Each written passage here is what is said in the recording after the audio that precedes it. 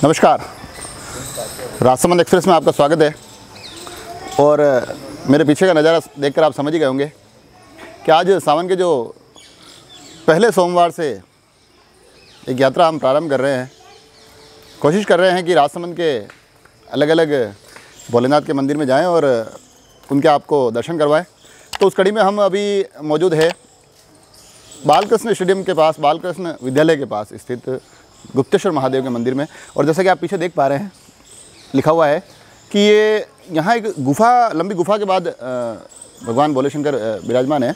तो वहाँ इस गुफा का निर्माण 1718 में महाराणा राज सिंह जी द्वारा निर्मित किया गया। और इसके बारे में जो सर्वाधिक प्रचलित तथ्य है, जो तर्क हैं, वो ये बताते हैं कि विक्रम संवत 1107 में प्रकट स्वयंभू शिवलिंग श्यामवर्ण गणपति रिद्धि सिद्धि सहित सपरिवार यहाँ विराजमान हैं। तो सावन का ये जो पावन महीना है, हालांकि कोरोना के बाद थोड़ी सी यहाँ संख्या में कमी है, श्रद्धालु कम आ रहे हैं, मगर हम सभी जानते हैं कि शिव से जो हमारा जुड़ाव है, भोलेनाथ से जो हमारा जुड़ाव है, शिव के प्रति जो श्रद्धा है, वो उसी तरह से बरकरार है। और जहाँ पर भी हम अखबार, बातें या सोशल मीडिया की धरातल पर देखें तो लगातार आज सावन के पहले सोमवार से जुड़ी हुई खबरें देखने को मिलती है। उससे हम अंदाज़ा लगा सकते हैं कि ये महीना और प्रभु भोलेनाथ हमारे लिए क्या मायने रखते हैं। अब चलते हैं अगली खबर की तरफ। अगली खबर नर्सिंग कर्मियों से जुड़ी हुई, जो हमने पहले भी बताई थी। आज पुनः वो धरातल पर थे और उन्होंने तमाम ज्ञापन दिए। तो चलते हैं सीधा धरातल पर तौर पर उनकी खबर देखते हैं कि आखिर हुआ क्या। कुछ दिनों पहले राजसमंद एक्सप्रेस ने आपको बताया था कि वो जो हाथ जिनको मरहम पट्टी करनी चाहिए थी, वो इन दिनों नारेबाजी कर रहे हैं। वो जो लोग जिनको इंजेक्शन लगाने थे, वो इन दिनों ऑफिसों के चक्कर लगा रहे हैं। और इस कारण के मूल में मैंने बताया था कि जिनसे हम यह चाहत रखते हैं कि उनके हमारे हॉस्पिटल जाने पर हमको राहत मिले, वो लोग खुद इन दिनों आहत होकर इन सरकारी गलियारों के चक्कर लगा रहे हैं। वो नर्सिंग स्टाफ जो अपनी नियुक्तियों के पत्र तो पा चुके हैं, वो अपनी जो नामावलियाँ उन तक पहुँच चुकी है जिनमें उनके नाम अंकित है, मगर अभी तक भी उनको ये बताया नहीं जा रहा है कि आगे की प्रक्रिया कब तक संपादित होगी, कब तक उनको नियुक्तियाँ मिल पाएगी। तो इस क्रम में आज फिर से ये नर्सिंग कर्मी जो 633 पद जो नाम बताए गए थे कि इनको नियुक्तियाँ मिलनी थी, और जब हमने अंतिम बार ये न्यूज़ दिखाई थी तब 18 जिले बताए थे मैंने कि 18 जिलों में नियुक्तियाँ हो चुकी है, और आज 23 जिले बताए जा रहे हैं। इसके बाद 5 और जिलों में नियुक्तियाँ होगी। मगर राजसमंद में अभी बताया जा रहा है कि ये बजट की एक समस्या आ रही है। तो आज तमाम लोग, ये जिला कलेक्टर, जिला परिषद और CMHO, यहाँ 3 लोगों से ज्ञापन देने के लिए आए हैं। तो इनसे बात करते हैं और जानते हैं कि अभी तक भी क्या समस्या आ रही है, क्या तकलीफ आ रही है। सर, मैं राजसमंद नर्सिंग एसोसिएशन की तरफ से हूँ। सर, हमको हमारे मतलब राजस्थान के अंदर अशोक गहलोत जी ने एक ना वैकेंसी निकाली थी कोविड हेल्थ सहायक के नाम से। तो उसके अंदर क्या मतलब राजस्थान के 21 जिलों के से 21 से 23 जिलों के अंदर ज्वाइनिंग करवा दी है, और हम लोगों को ज्वाइनिंग नहीं करवाई जा रही है, जबकि हमारी मेरिट लिस्ट निकाल दी है। और हमको ये कह के टकरा रहे हैं कि अभी तक तो हमारे पास बजट नहीं आया, यूँ नहीं आया। इससे कह रहे हैं कि बजट कौन देगा, तुम्हारे को पेमेंट कौन देगा। जब राज्य सरकार ने अगर उनकी विज्ञप्ति निकाली तो उसने बजट का कुछ न कुछ सोचा होगा। तो ये तो अब प्रशासन को ध्यान देना है कि कैसे बजट देवे, क्या करे, ये इनकी जिम्मेदारी बनती है ना। अभी जब ये मतलब पूरा राजसमंद जिला जान रहा है कि कोविड के टाइम कितनी समस्या हुई थी राजसमंद के अंदर। जैसा कि आपने हमको पहले बताया था कि मार्बल एसोसिएशन की तरफ से जो था, वहाँ पे स्टाफ अवेलेबल नहीं हो सकने कि स्टाफ अवेलेबल नहीं था, तो कुछ एक्शन नहीं हो पाया। और फिर अपन राजसमंद के लोगों को उदयपुर, चित्तौड़, भीलवाड़ा, मतलब आउट ऑफ राजस्थान तक भी जाना पड़ा उनको। लोग बाग अपने जो परिवार हो गए उनका ध्यान तो अपने परिवार वाले ही रख रहे हैं, प्रशासन रख नहीं रहा है। तो क्या करा जाए इसके ऊपर। हम हमारी पूरी तरह से बार धरना प्रदर्शन के लिए भी हम कह रहे हैं, यहाँ पे 2 बार 3 बार ज्ञापन दे चुके हैं, पर फिर भी कुछ कार्रवाई नहीं कर रहे हैं। तो मैं एक और हमारी मांग ये बताना चाहता हूँ कि राजसमंद जिले के मतलब सब जगह ऐसा ओवरऑल देखा जा रहा है कि कुछ लोग ऐसे जिनको बिना डिग्री या बहुत कम एक्सपीरियंस होने के बावजूद भी वो हॉस्पिटल में काम कर रहे हैं, और हम लोग जिनको हमने 5 से 7 लाख रुपये हमने नर्सिंग के अंदर लगाए, और फिर भी हम लोगों को ज्वाइनिंग करवाते हॉस्पिटल में, प्राइवेट हॉस्पिटल कह रहा हूँ, ज्वाइनिंग करवाते उसमें पेमेंट बहुत कम देते हैं, कई 7,000, 8,000, 5,000 ऐसा पेमेंट देते हैं हमको। तो ये हमारे साथ एक अन्याय किया जा रहा है। जबकि हमको राज्य हाई कोर्ट, अपने राजस्थान सुप्रीम कोर्ट से आदेश आ चुका है कि कम से कम मिनिमम 20,000 इनकी सैलरी करी जाए, जबकि हमको यहाँ पे इसके ऊपर कोई अमल नहीं किया जा रहा है। तो इसके लिए मैं अपने CMHO साहब से और सभी जितने भी प्रशासन है उनसे मेरे ये निवेदन है कि एक बार वो हॉस्पिटल में जाके कार्रवाई करे या कुछ न कुछ उनको बोले कि जिससे हमारा पेमेंट बढ़ सके। जब अदर डिस्ट्रिक्ट के अंदर जब भर्तियाँ निकाल चुकी तो वहाँ पे भी तो बजट हो रहा है ना। तो राजसमंद प्रशासन हमको बजट क्यों नहीं दे रहा है, ये इसके बारे में बताइए। तो जैसा कि आपने देखा कि 633 लोग तैयार है इस सेवा के संकल्प को पूर्ण करने के लिए, मगर कहीं ना कहीं प्रशासन बजट का जो एक लगातार कारण बताता रहा है, आज पुनः उनको बताया गया है कि बजट नहीं आ रहा है। मगर जो एक सवाल मैंने पहले भी पूछा था, आज पुनः पूछता हूं कि क्या कोरोना की तीसरी लहर को ये पता है कि राजसमंद में बजट के अभाव में नर्सिंग कर्मी नहीं लग रहे हैं? तो मैं फिर से वही सवाल पूछता हूं कि जो आपने बेड बढ़ाए हैं, जो आपने वेंटिलेटर बढ़ाए हैं, जो आप ऑक्सीजन नए प्लांट लेकर आ रहे हो, जब ये लोग वहाँ नियुक्त नहीं होंगे तो उनको संचालित कौन करेगा? इस पर सोचिए। और मैं तमाम लोगों से ये आग्रह करूँगा कि ये जो कुछ जायज़ मांगे हैं उनके साथ जुड़े, उनके साथ जुटे। धन्यवाद। तो ये थे नर्सिंग कर्मी जो अपनी मांगों को लेकर लगातार आक्रोशित है। और अगली खबर पर आऊँ उससे पहले आप देख सकते हैं कि पीछे का जो मेरा नज़ारा है वो बदल गया है। जी हाँ, हम गुप्तेश्वर महादेव के मंदिर से पहुँच चुके हैं चौमुखा महादेव मंदिर। ये मंदिर राजसमंद जिला मुख्यालय की हृदय स्थली जलचक्की पर स्थापित है। और इस मंदिर के बारे में बताया जाता है कि ये तकरीबन 400 वर्ष पुराना मंदिर है। और कहा जाता है कि जब राजसमंद झील की स्थापना हुई तब यहाँ पर चारों दिशा में 4 शिवलिंग स्थापित किए गए। उसमें से एक शिवलिंग यहाँ जलचक्की की जो पहाड़ी थी उस पर स्थापित किया गया तकरीबन 400 वर्ष पहले। और जो धीरे धीरे समय के साथ साथ इसका स्वरूप बदलता गया। ये जो स्थान है वो धीरे धीरे बड़ा ही सुंदर, मनोरम और काफ़ी लोगों के लिए आस्थाओं का एक प्रमुख केंद्र बन गया। यहाँ विविध प्रकार के कार्यक्रम भी होते हैं। परिसर को काफ़ी ज़्यादा विकसित किया गया है। और यहाँ की जो पूरी टीम है वो यकीनन बहुत बेहतर काम कर रही है। और साथ ही क्योंकि ये ज़िले के केंद्र में है, सेंटर में है, तो भोलेनाथ के इस मंदिर में दर्शनार्थियों का आना जाना लगा ही रहता है। आज हालांकि पुनः आज बताऊंगा कि कोरोना के कारण थोड़ी जो संख्या कम है, मगर यकीनन हम ये कोशिश कर रहे हैं कि आप जब ये राजसमंद एक्सप्रेस देखें तो अपने आराध्य के घर बैठे दर्शन कर सकें। अब चलते हैं अगली खबर की तरफ। अगली खबर भी एक ज्ञापन से जुड़ी हुई है।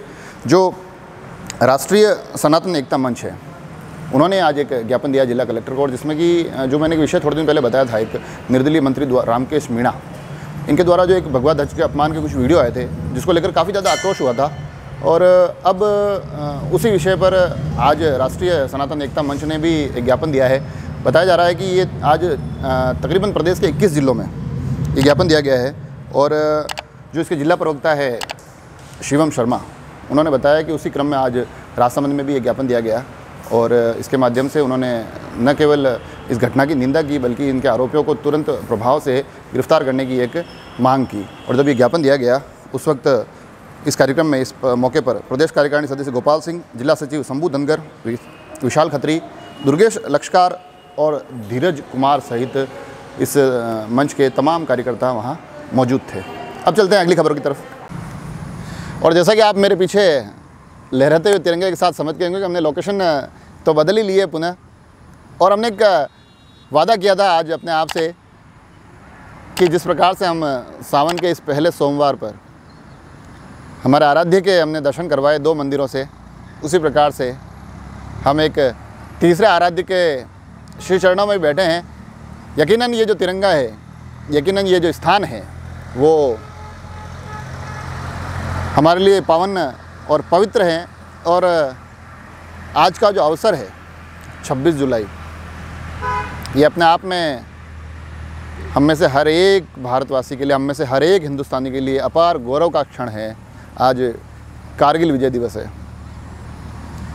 जी हाँ, एक ऐसा लम्हा जब नापाकिस्तान की नापाक हरकतों ने घुटने टेके थे, जिस दिन भारतीय सेना ने पूरी दुनिया को दिखलाया कि सारे जहां से अच्छा हिंदुस्तान हमारा।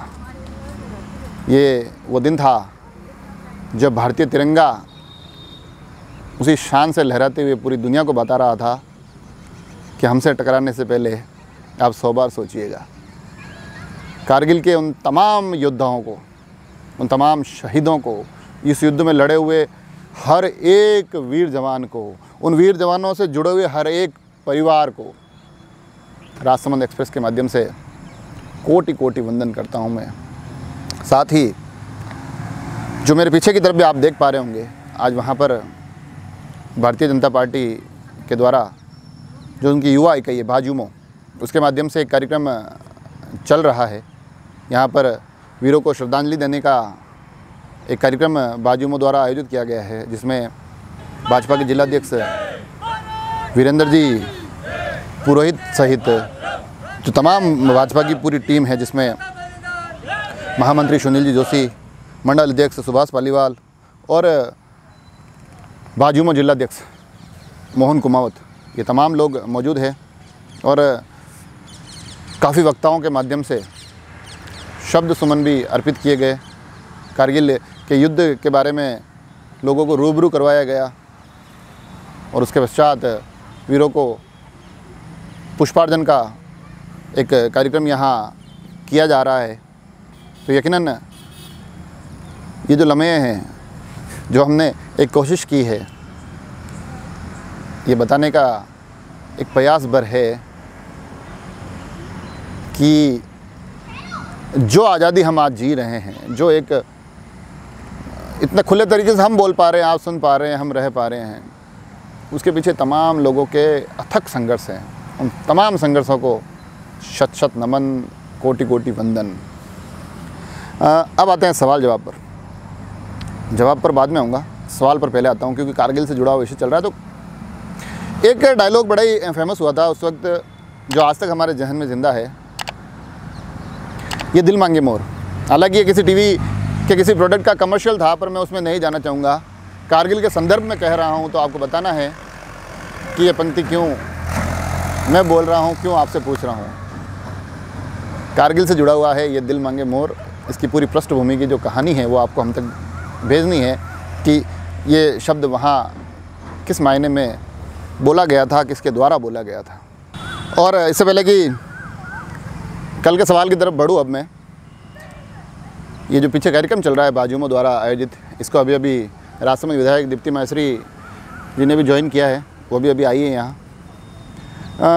सवाल तो पूछ ही चुका हूँ, जवाब कल जो सवाल पूछा था गौरव जी ने, वो ये होता है कि राजसमंद के एक साहित्य जगत का एक बड़ा नाम, एक बड़ा सितारा, जिनके बारे में बताया जाता है कि जो गणगौर के कवि सम्मेलन होते हैं, उसमें एक बार उन्होंने जो कविता पाठ किया, देश के बड़े वीर रस के कवि हरिओम पवार उनके बहुत बड़े प्रशंसक बन गए, बहुत बड़े फ़ैन बन गए। तो उनका नाम पूछा था जिनको, और उनसे बताया गया कि उनको उस्ताद के नाम से जानते हैं। तो काफ़ी लोगों ने जवाब भेजे। सही जवाब होता है अरुण कांजी साचियर, अरुण उस्ताद। बड़े ही शानदार तरीके से वो गीतों को लिखते थे, बातों को लिखते थे, और यकीनन उनके गीत आज भी हमको एक अद्भुत आनंद देते हैं। और इसको जो सबसे पहले इसका सही जवाब भेजा है, हालांकि वो नाम पुनः बताने की ज़रूरत नहीं है, और इन्हें लग रहा है कि जब भी मैं आता हूँ खबरों में, अमूमन मैं देख रहा हूँ विजेता एक ही नाम होकर आ रहा है। नवीन जी विश्वकर्मा को बहुत बहुत बधाई। एक लंबी बढ़त आप इस महीने में ले चुके हैं। हालांकि अगले महीने से वैसे जो मैंने सुझाव बीच में मांगे थे, कुछ सुझाव हमको मिले भी थे, यकीनन आप और भी सुझाव भेजिए। अगले महीने से थोड़ा सा इसको हम जो चयन की प्रक्रिया को बदलेंगे, थोड़ा और इसको रोचक बनाएंगे। और एक हमने देसूरी पर एक एपिसोड किया है जिसको बहुत अच्छा प्रेम मिल रहा है, आप भी उसको ज़रूर देखें। ये कार्यक्रम हम बड़ी मेहनत से करते हैं। साथ ही जो एक हमने छुपा रुस्तम करके एक कार्यक्रम शुरू किया, जिसमें हम टैलेंट को सामने लाने की कोशिश कर रहे हैं, उसमें जो पहला टास्क था डांस, उसको बड़ा ही अच्छा रिस्पॉन्स मिल रहा है। उसका जो पहला एपिसोड था वो आज उसकी वोटिंग ख़त्म हो गई है। कल हम उसका दूसरा एपिसोड लाएंगे, तो उसको भी उतना ही प्यार दीजिए, उसमें आपकी वोटिंग बड़ी मायने रखेगी। और ऐसे 3 एपिसोड आएंगे जिसमें से 3 लोग जीत कर आगे पहुँचेंगे, जिनको फाइनल में एक दूसरे को टक्कर देते हुए दिखना है। और आखिर में चलने से पहले आज की खबरों में ज्ञापन की खबरें काफ़ी थी, विज्ञापन की खबरें नहीं थी, थोड़ा ध्यान दीजिए। बाकी तो जुड़े रहे राजसमंद एक्सप्रेस से। बहुत बहुत बहुत धन्यवाद।